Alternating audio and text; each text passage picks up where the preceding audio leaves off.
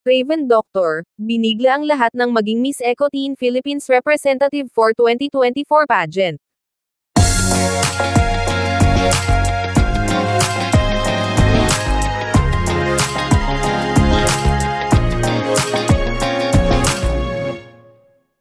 Gulat ang lahat ng pageant fans matapos mag-post ang Miss Eco Teen FB page ng photo ni Raven Doctor, stating that she is the new representative of Tersh Philippines in the upcoming Miss Eco Teen International pageant this year. Si Raven Doctor ay isa sa mga nakapasok sa semi-finalist ng nakaraang Miss Universe Philippines ngunit di pinalad na makapasok sa top 5.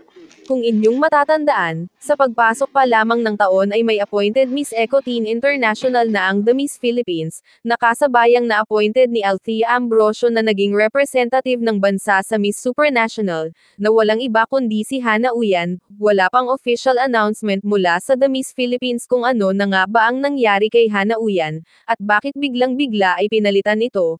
Ngunit may palagay ang karamihan na baka nag-birthday na ito at naging 20 years old na, at hindi napasok sa age qualification para sa Miss Eco Teen na ang age limit ay hanggang 19 years old lamang.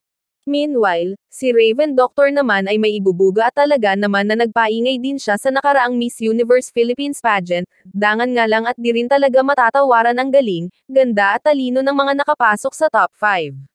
Anong masasabi mo rito? Malaki kaya ang pag-asa kaya na masungkit ni Raven Doctor ang ikalawang korona ng Miss Eco Teen? Please comment down below, please like and subscribe, thank you.